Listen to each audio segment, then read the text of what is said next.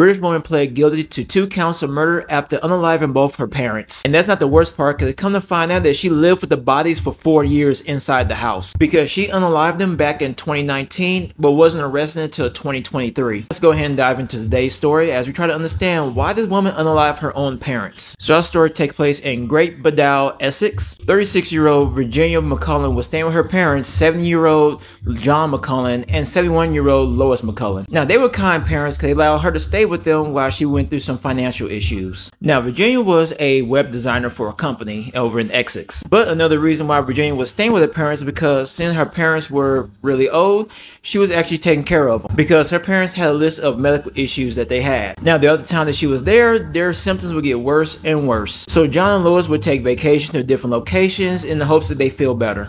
And when they went on vacation, they was gone for long periods of time. But they kept in touch with family members, let them know they was alright and that they'll be back soon. Now this went on for years until one day when their primary doctor got concerned. The doctor would notice that they would make appointments but then cancel them right afterwards. And the doctor was concerned because he knew that John had a list of issues such as glaucoma, hypertension, and he was a diabetic. And when Lois, based on her medical records, she had agoraphobia, which is a fear to be in large crowds or in public areas. Even John's workplace got concerned because John worked at a university giving lectures, in which he would give lectures over autism spectrum. So the doctor would go ahead and contact the Essex County Council Safeguard Team, in which they would go ahead and contact law enforcement to do a welfare check on the couple. So the police would go ahead and head to the residence where they got in contact with Virginia. And so they would ask Virginia where her parents were, and when she would tell them that they was away on the trip and they won't be back until October. Now mind you, this is all taking place in 2023. So the police would go ahead and ask her if there's a way they can get in contact with them, where she would say no, because they don't take their cell phones with them when they go on vacation. Police would go ahead and leave the residence, and shortly later the doctor would go ahead and notify law enforcement about John's medical issues,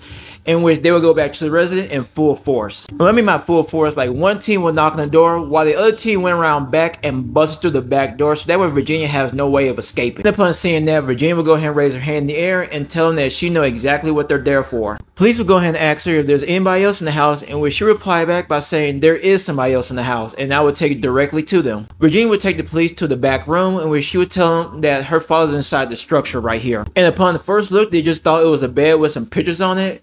But later they come to find out there was actually a tomb that she had made. And when they asked her where her mother was, she would tell them that she is upstairs in the wardrobe. And with that, the police were stunned by what they found. Virginia had made a makeshift mausoleum in her father's study, in which she made out of masonry blocks and wooden panels. And she had secured them together with white fillers, in which she had wrapped her father in over 11 layers of plastic and placed him inside of a sleeping bag. She then covered up the makeshift mausoleum with a bunch of blankets and put some pictures and photos on top of it to make it look like it was a bed. And with the mother, she was also found wrapped in plastic and placed in a sleeping bag, except for instead of her being a mausoleum, she was put inside of a wardrobe, in which Virginia would go ahead and tape the door shut and then place concrete blocks in front of the wardrobe. And with all the evidence compiling against her, she would go ahead and just confess to everything that she did. She would even tell the police that she would go ahead and comply because there's no point in fighting them. So this is a story exactly what happened to her parents. So this is what Virginia said happened. So when Virginia had moved in with her parents, she started doing what's known as parental abuse. And the form of abuse that she was doing is what is called financial abuse, because the entire time that she was staying with her parents, she was stealing their money. Now after a while, the parents started realizing that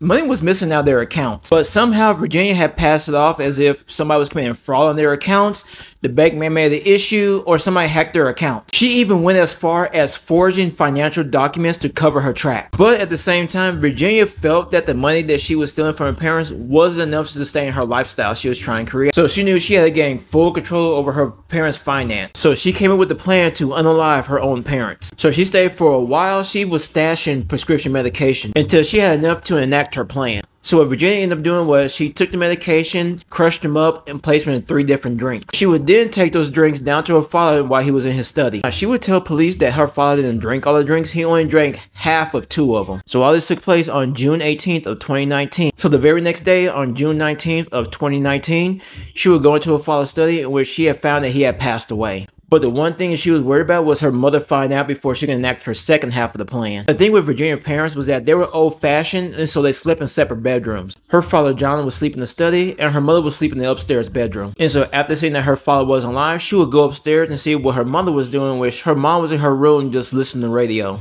So Virginia would go in and out the room unnoticed until she figured out what she was going to do with her own mom. So she came with a plan where she went and grabbed a hammer, went back up to the bedroom, and started hitting her mother. Virginia would tell the police that she was hitting her mother so hard that it looked as if someone was playing the xylophone badly. After hitting her so many times, she realized this was not going to work, so she went down to the kitchen and grabbed a knife. So she said she went back up to the bedroom and stabbed her mother. And she stated the reason why she stabbed her because she wanted to put her out of misery from all the times she hit with the hammer. So as her mother was laying there on the ground bleeding out, Virginia would say that she sat on the floor with her mom, held her hand, and apologized to her. And she stayed with her until she lost her life. So after doing the deed, she would go to the store and buy some plastic gloves as well as sleeping bags, in which she paid with it with her father's credit card. And after coming back from the store, that's when she started the whole cleanup. So for the next 4 years, Virginia would do everything she could to keep friends and family away from the property. Anytime somebody called about her parents, she would tell them that they were either unwell, on vacation, or taking a very long trip. She would even cancel family arrangements. There were even times where people would call for her mother. She would pretend to be her own mom. And to keep up the rules, she would buy different family members gifts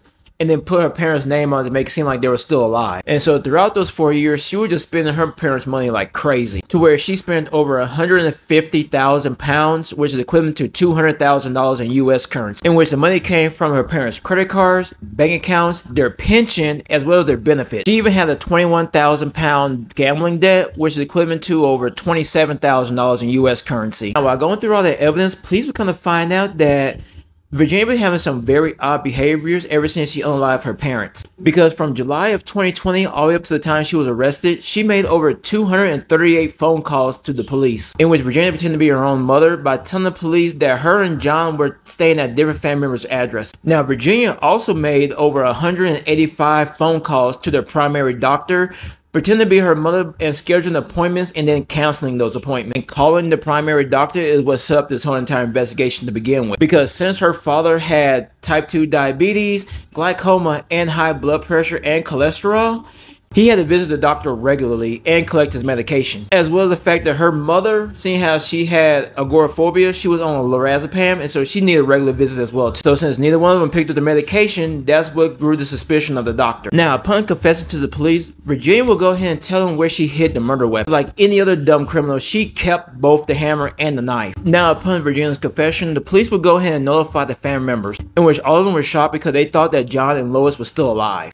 And to come to find out that Virginia been lying to them for 4 years, they could not forgive her for that. Because it would come to find out that Virginia never worked for a web design company, because she hasn't worked since 2017 when the last job she had was a barmaid. A psychiatrist that would go ahead and examine Virginia would say that due to her callousness, lack of empathy, and deceptive behaviors indicate that she is a psychopath. So on October 11th of 2024, Virginia will go ahead and plead guilty to 2 counts of murder, in which she was sentenced to life in prison, but is expected to serve a minimum of 36 years before being eligible for parole. So what do you think? Do you feel that somebody should have went down there sooner and checked up on them? And do you feel that police should have tried to get in contact with the parents when Virginia kept telling them that they was on vacation? Go ahead and put your comments down below. And if you like more true crime videos like this, go ahead and stay tuned. And if you're new, go ahead and check out my previous videos. And with that, be safe and take care of one another.